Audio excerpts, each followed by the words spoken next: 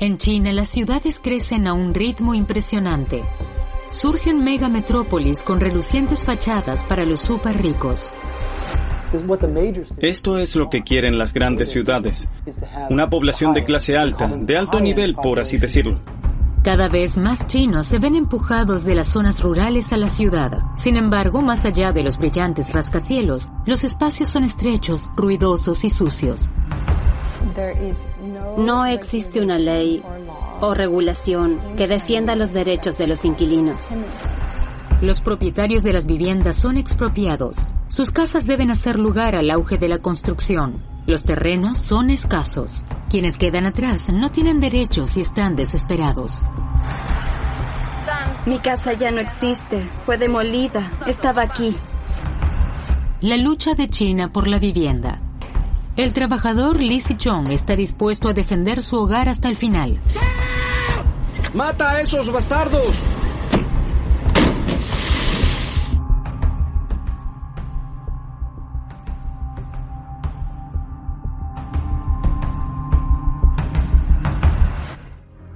China es el país más poblado del mundo. 1.400 millones de personas viven en una superficie unas 27 veces más grande que Alemania. De la noche a la mañana surgen ciudades de millones de habitantes, modernas, resplandecientes y superlativas.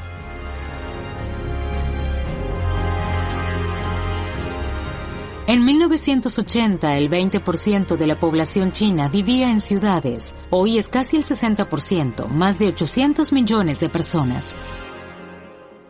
En ningún país del mundo hay tantas ciudades pobladas por varios millones de personas como aquí. Existen más de 100 en este momento. Los expertos esperan que el número se duplique en pocos años. El arquitecto alemán Erk Schafazik se mudó a China en plena fase de crecimiento.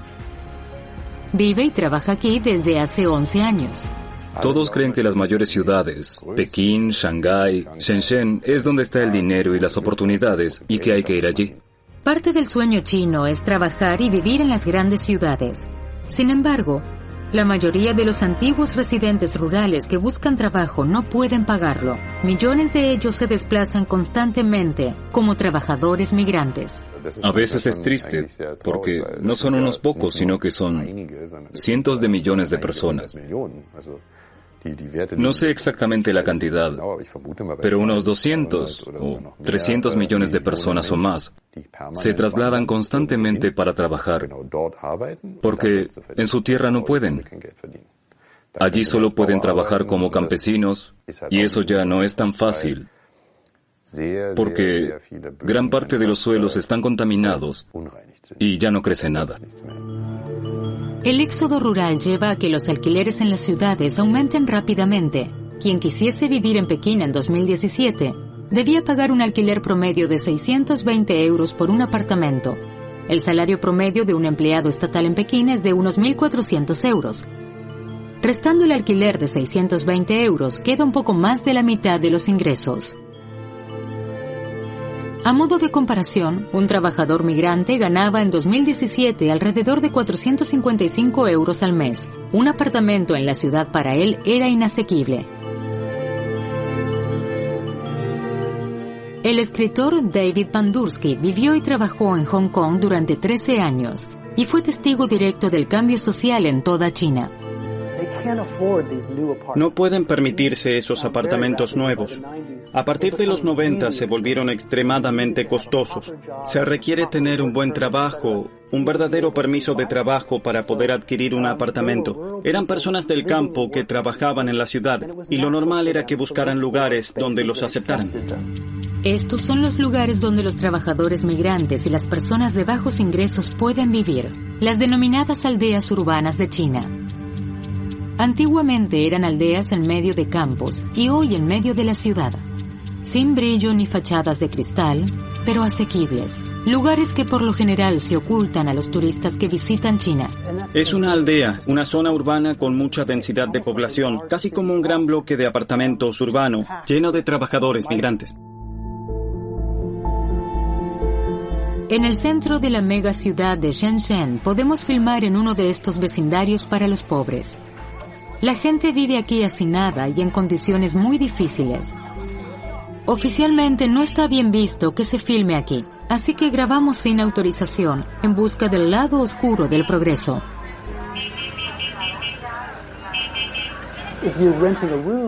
Una habitación en una aldea urbana céntrica cuesta alrededor de 50 euros si se comparte con un compañero. En una aldea urbana un poco más alejada es incluso más barata. 50 euros por una cama en una habitación en comparación con 620 por un apartamento completo. Queremos saber en qué circunstancias viven los residentes aquí. Nos encontramos con la señora Lee. Nos muestra su apartamento. Junto a su esposo e hija vive en un espacio de 7 metros cuadrados. Aunque la señora Lee y su esposo trabajan, el dinero no les alcanza para un apartamento más grande. Después de todo, tiene una ventana, algo que no todos tienen. También hay que pagar la electricidad, el agua, incluso la escuela. La vida en la ciudad es costosa. La habitación cuesta 100 euros por mes. No podría permitirse el lujo de vivir fuera de esta aldea urbana. Otros vecinos también nos muestran sus viviendas. Aunque filmamos con toda la discreción posible, nos descubren varias veces. Está prohibido filmar. Dejamos de grabar. China es un estado de vigilancia, pero la policía no está en todas partes. En estas zonas pobres, sin embargo, llamamos particularmente la atención al ser extranjeros. La profesora de arquitectura Yuan Du trabaja e investiga en la Universidad de Hong Kong. Se especializa en grandes áreas metropolitanas y aldeas urbanas. Todas las ciudades de China tienen estas aldeas urbanas. En algunas hay cientos, en otras miles, en otras tan solo unas pocas. Desde hace décadas, el gobierno chino ve las aldeas urbanas como un elemento de desprestigio que obstaculiza el progreso y la modernización. Quieren que desaparezcan, para dejarle espacio a la ciudad nueva y moderna.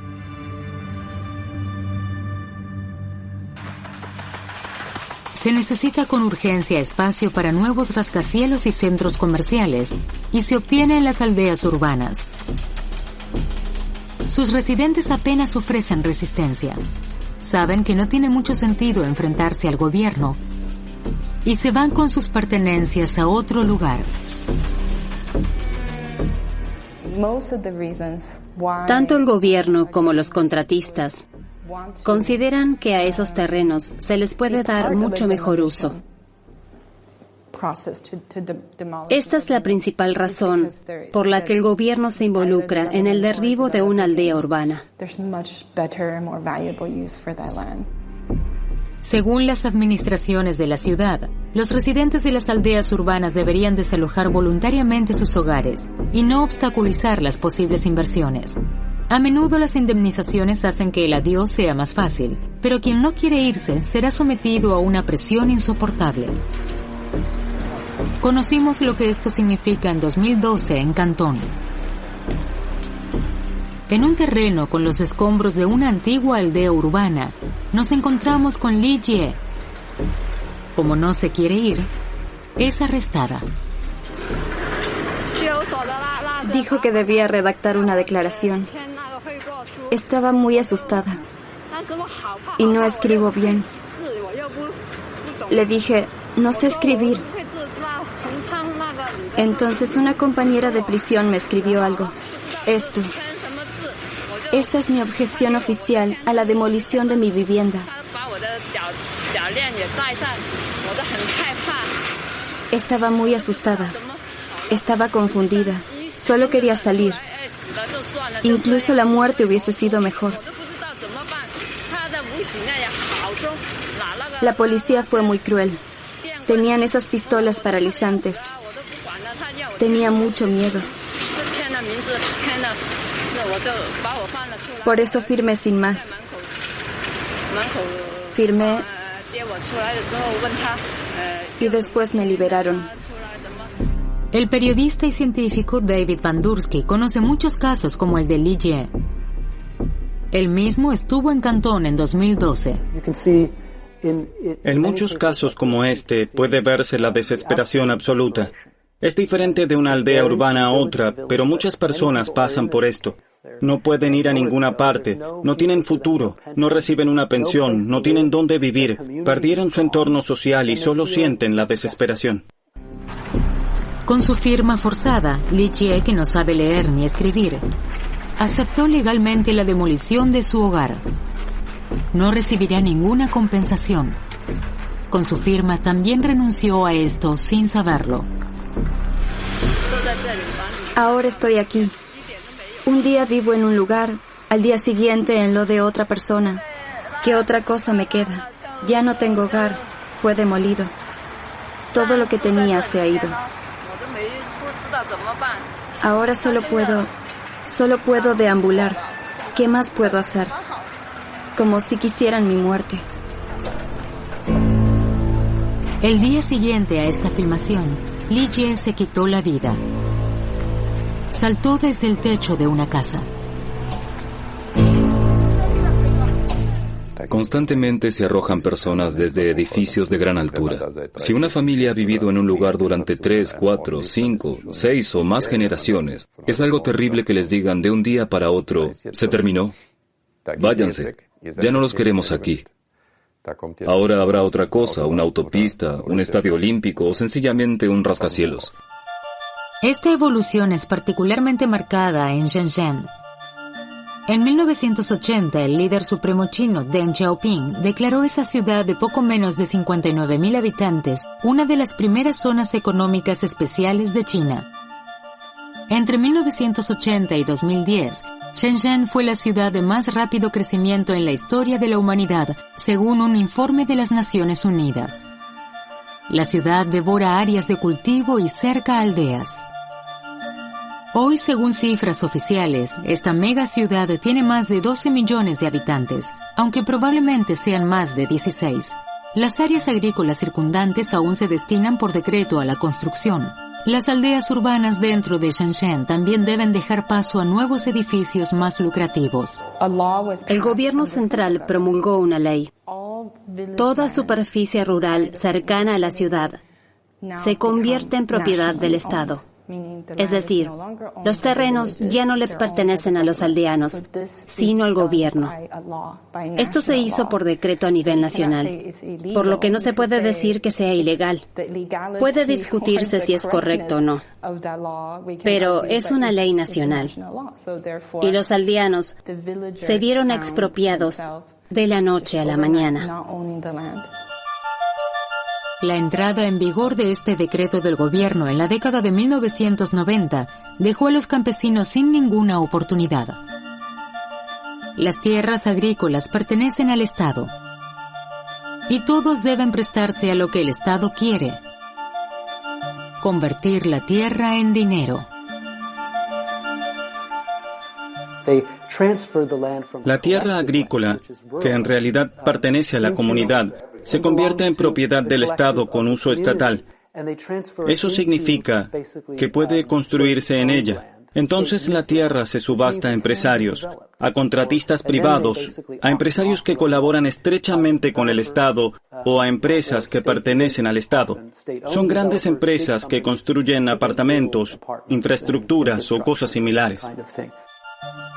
Finalmente, a los campesinos solo les quedan sus casas en el núcleo de la aldea. Según la ley china, esta le pertenece a la comunidad de todos los aldeanos y no puede ser expropiada tan fácilmente. Los habitantes de estas aldeas urbanas vieron una gran oportunidad económica. Ampliaron sus casas. Sobre mi casa de 1 o 2 pisos, en mi pequeña porción de tierra colectiva, construyo 7 u 8 pisos, tantos como sea posible. Y se los alquilo a los trabajadores migrantes que vienen a la ciudad. Precisamente eso es lo que sucedió. Los aldeanos se convirtieron en arrendadores. Los campesinos, privados de sus campos, tienen que ser creativos para ganar dinero. Por lo tanto, amplían sus casas de la manera más económica y eficiente posible, tan alto como soporten los ladrillos. Esta sigue siendo una práctica común hoy en día. Hoy incluso existe un término en China para ello. La palabra para agricultura es Zhongdi, que significa cultivar la tierra, y aquí se habla de Zhongfa, cultivar la casa, la vivienda. El espacio vital que crean los antiguos campesinos es provisorio. Deben ampliar rápidamente para poder alquilar rápidamente. Las regulaciones de construcción que generalmente se respetan en los modernos rascacielos son irrelevantes aquí.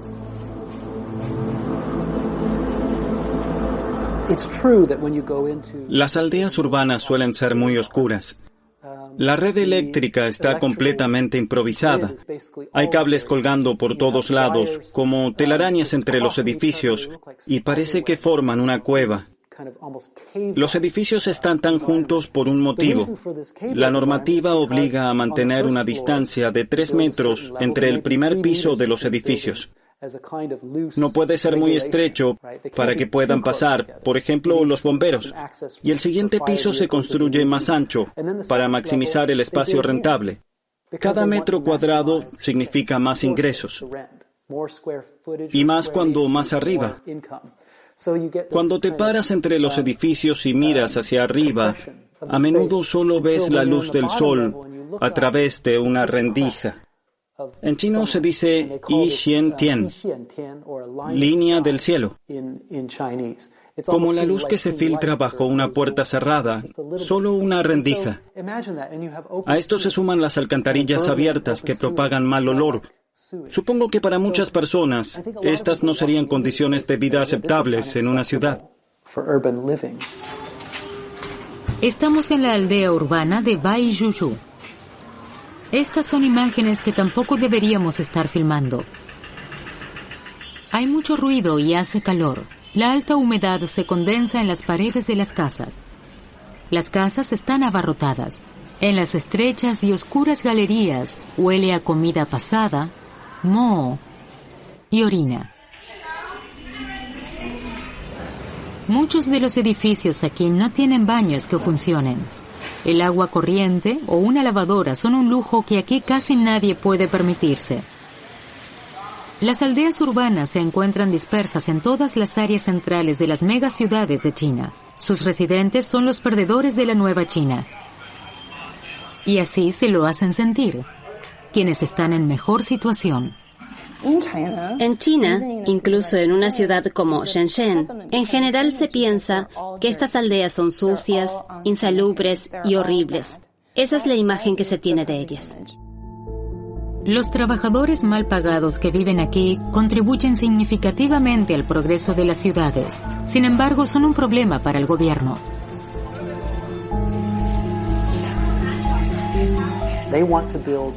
Quieren construir allí bloques de edificios rentables y vender la tierra a contratistas por mucho dinero. Esta sigue siendo la principal fuente de ingresos para las ciudades chinas. No los ingresos fiscales como el impuesto sobre la renta, sino la venta de terrenos. El mercado inmobiliario en las principales ciudades chinas promete enormes ganancias. En el verano de 2019, los precios promedio de las propiedades en Shenzhen son 4 veces más altos que hace 10 años. En Pekín se han triplicado. Los terrenos de construcción son cada vez más escasos y quien los compre a bajo costo puede esperar grandes ganancias. Por eso las ciudades están muy interesadas en acceder a los terrenos de los aldeanos. No quieren pagar precios justos, quieren comprar lo más barato posible para maximizar la ganancia cuando los terrenos se revendan. En todo el país, las aldeas urbanas deben ceder el paso a nuevos proyectos de construcción, en nombre del gobierno y del progreso. Las protestas de los vecinos suelen ser inútiles. La policía, la administración de la ciudad y los contratistas forman una alianza poderosa y no quieren que imágenes como esta se hagan públicas. La tierra no le pertenece a cada propietario, sino a la comunidad de la aldea. Y esta a veces está representada por unos ancianos influyentes y con buenos contactos. En la mayoría de los casos, el contratista o el gobierno no va a negociar con cada propietario, sino con los representantes de la aldea, que suelen ser los ancianos. Los aldeanos están a merced de las habilidades de negociación de sus representantes y estos no siempre actúan en interés de la comunidad. Una y otra vez sucede que los propietarios no se enteran de las negociaciones. El destino de su aldea se decide a sus espaldas.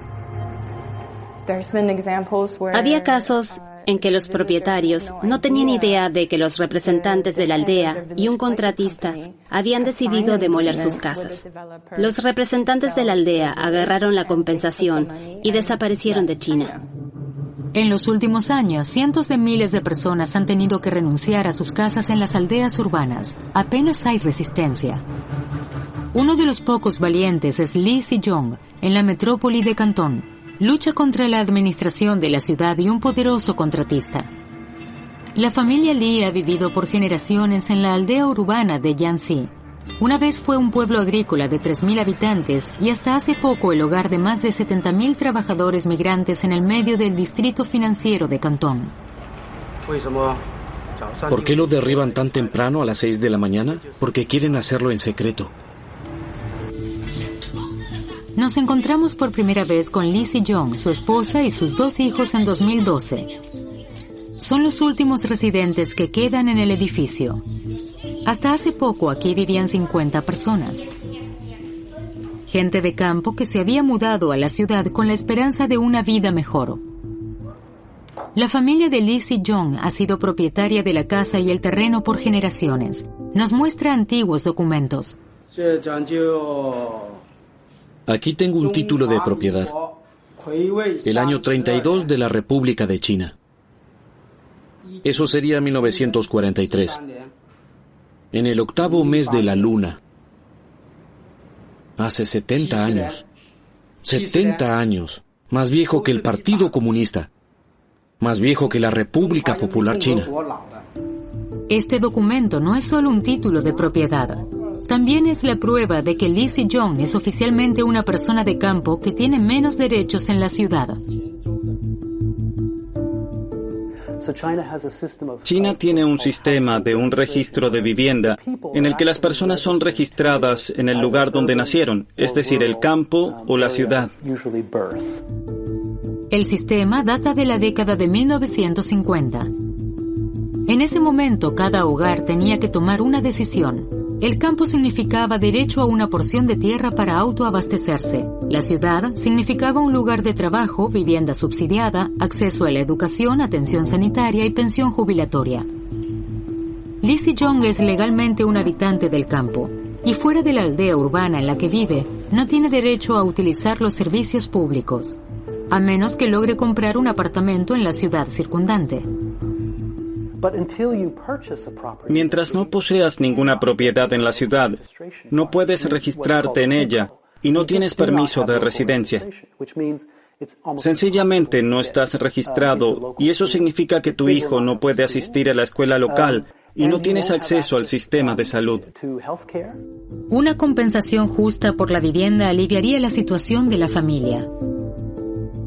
Podrían quedarse en la ciudad, comprar un apartamento, registrarse y encontrar trabajo.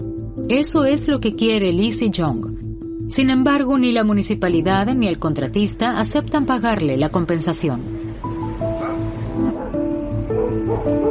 Así que se mantiene firme y acepta que documentemos su lucha con la cámara.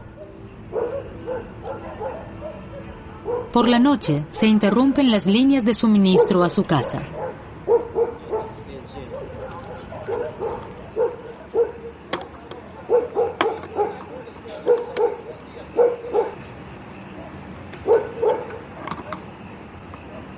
Cortan la línea eléctrica, aparece la policía, pero ellos sencillamente lo siguen haciendo.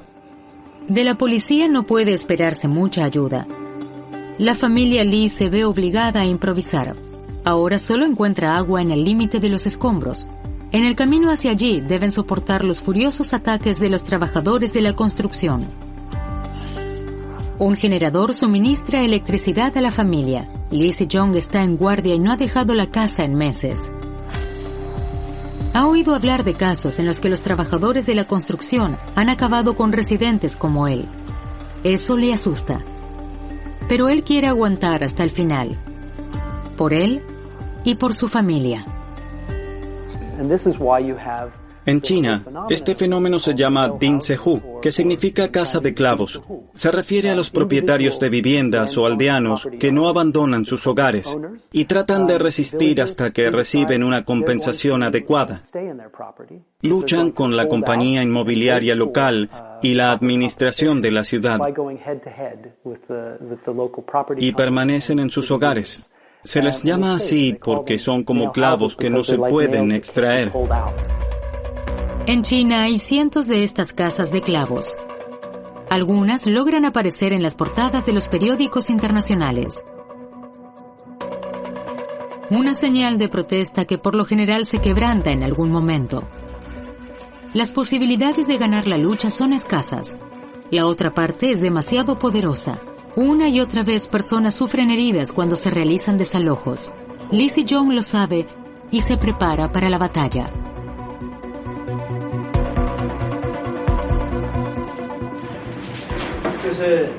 Esto se puede lanzar por la ventana. Tiene un ladrillo para anclarlo.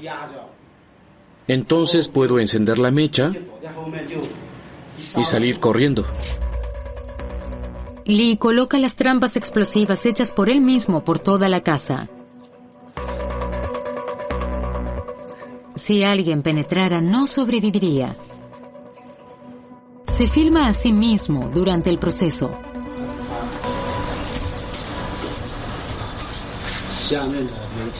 Este cable de encendido es para esta habitación y este para la escalera de un piso más abajo.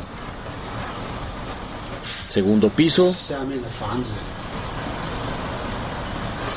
las escaleras de entrada. Este es para las habitaciones de la planta baja. Esto conecta el gas al techo. La bomba en el techo, aquí y aquí. Todo está etiquetado. Si lo haces, debes hacerlo bien.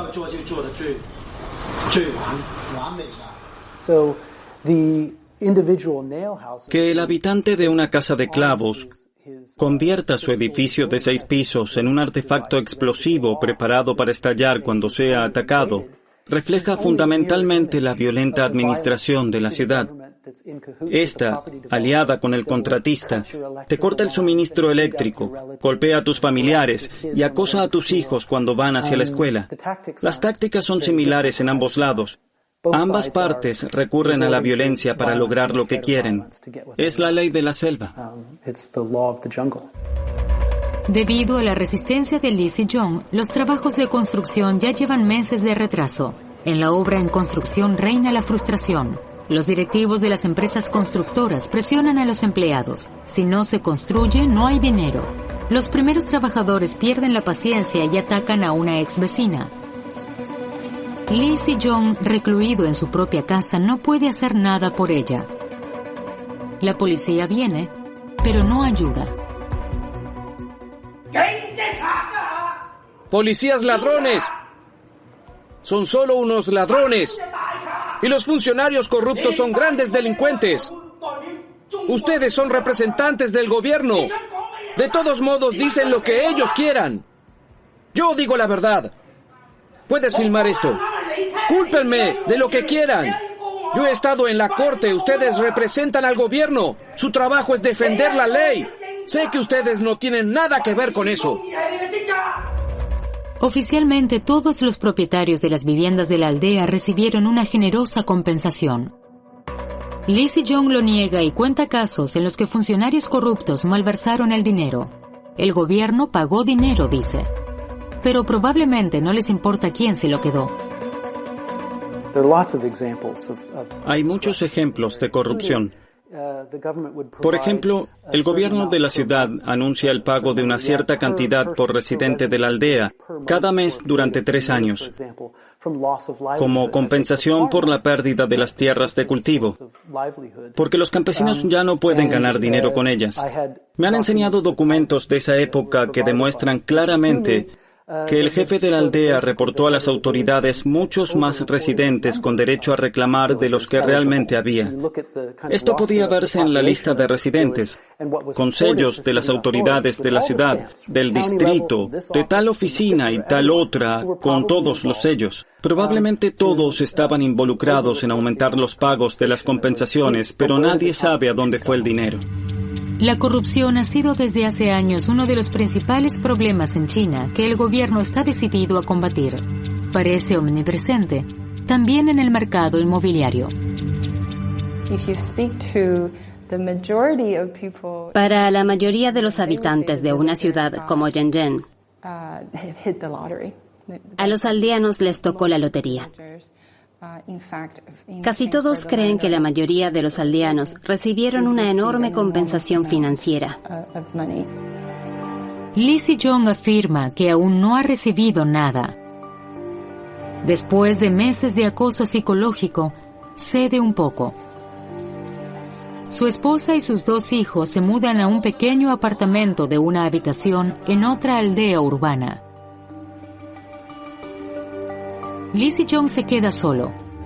No sabe si volverá a ver a su familia. Lo único de lo que está seguro es que los trabajadores de la construcción continuarán ejerciendo presión sobre él, incluso por la fuerza. Es un gran problema, porque aprenden que pueden resolver problemas a través de la violencia. ¡Búscalo! Solo dice tonterías. ¡Rayos! Nuestra cámara muestra cómo todas las noches se acercan los comandos de las empresas de construcción para presionarlo. Arrojan piedras a las ventanas, quieren que los pocos residentes que quedan en la casa no descansen.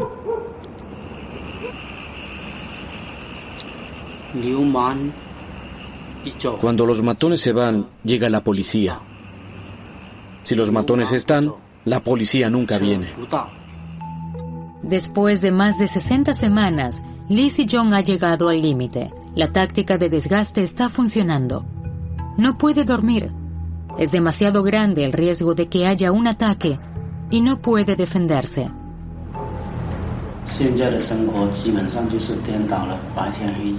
Ya no sé si es de día o de noche.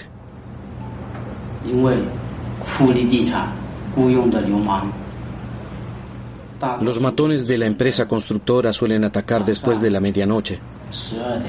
Rompen ventanas, golpean la puerta. Es un caos permanente.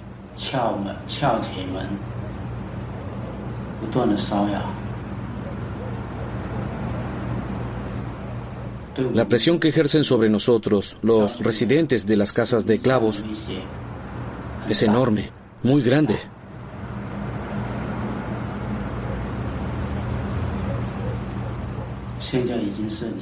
Ahora es pasada la medianoche. Creo que son las 4 de la mañana. Probablemente vuelvan a atacar alrededor de las 5. Lee se siente condenado a no poder hacer nada, esperando durante meses en una casa que parece una fortaleza. Las ventanas destrozadas están tapadas con tablas de metal y madera. Apenas entra la luz del día. En su vida anterior, Lee Si-jong era un simple artesano, pero hoy practica defensa personal. Mantener la estabilidad es el argumento central para tomar medidas contra los aldeanos rebeldes. Se los considera una amenaza contra la estabilidad, pero el precio de este argumento falso es elevado. En mi opinión, el resultado es una inestabilidad real. Queda claro que nadie puede o quiere proteger sistemáticamente los derechos de los aldeanos. La situación de Lee Si-jong en 2013 es desesperada después de más de un año de conflicto. Esta mañana llega una compañía de demolición con equipo pesado. Lee documenta con la cámara que le dimos cómo proceden contra los residentes de la casa de clavos. Cuando ya no sabe qué hacer, marca el número de la línea de atención a los ciudadanos. Bienvenido a la línea de atención a los ciudadanos de Cantón. Llamo a la línea de atención para reclamos de los ciudadanos. El empleado de la ciudad 128118 contestará su llamada en breve.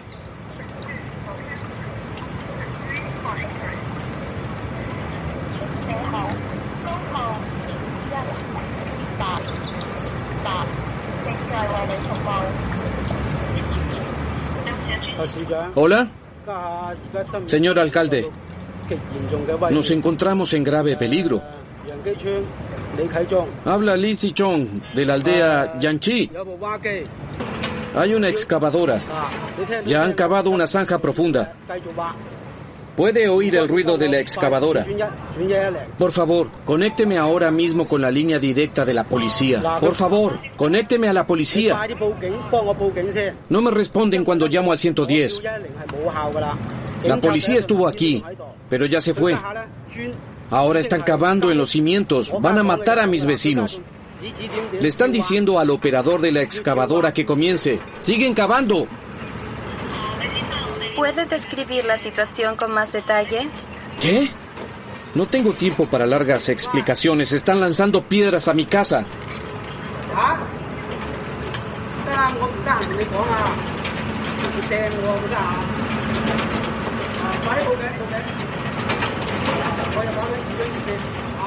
Llame de inmediato a la policía. Estoy hablando con la línea de atención al ciudadano. No sé qué hacer. Es cuestión de vida o muerte.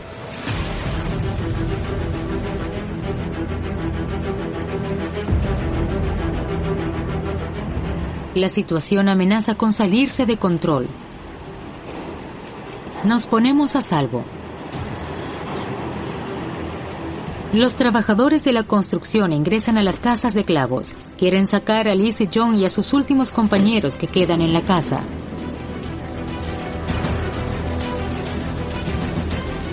Esto es ilegal, por lo que tratan de llevarlo a cabo lo más rápido y discretamente posible. Sin embargo, los dos hombres se resisten y detonan los artefactos explosivos hechos por ellos mismos. Esto produce mucho ruido y está lejos de ser discreto.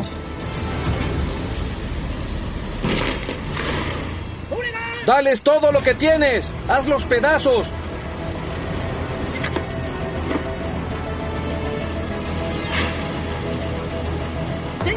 ¡Mata a esos bastardos! ¡Sin piedad!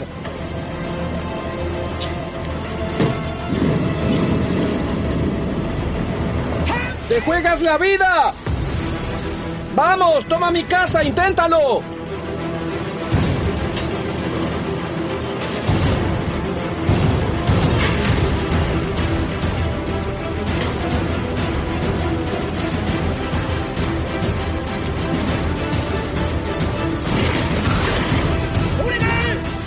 El ruido de los dispositivos explosivos y los fuertes gritos de Li Zichong hacen que los matones detengan su ataque. La obstinada lucha de Li Zichong es una excepción, pero no tanto. Desde hace 10 años en toda China aumentan las protestas contra la demolición de los distritos pobres considerados legalmente aldeas urbanas. Los manifestantes a menudo usan gorras rojas que simbolizarían la afiliación al Partido Comunista Chino. ¿Quién usaría la violencia contra ellos? Su protesta llama la atención en el extranjero y en la propia China.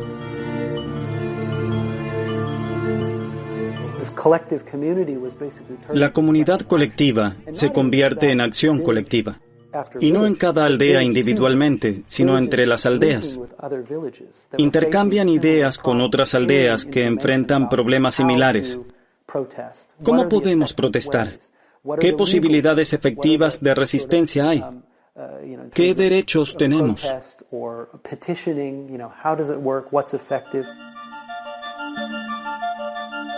Li Zichong finalmente logró su objetivo. En su caso, la dura protesta llevó a un acuerdo amistoso. La empresa constructora terminó ofreciéndole una suma que puede aceptar. No quiere decirnos qué tan alta fue. Sin embargo, su lucha dejó huellas. Y hasta el día de hoy, Li Zichong vive en constante temor a actos de venganza.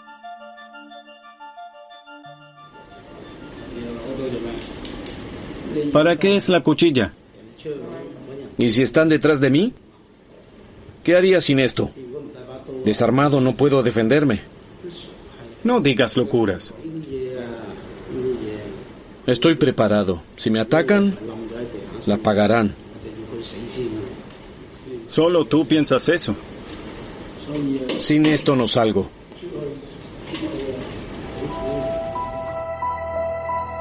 En marzo de 2013, Xi Jinping se convirtió en el nuevo presidente.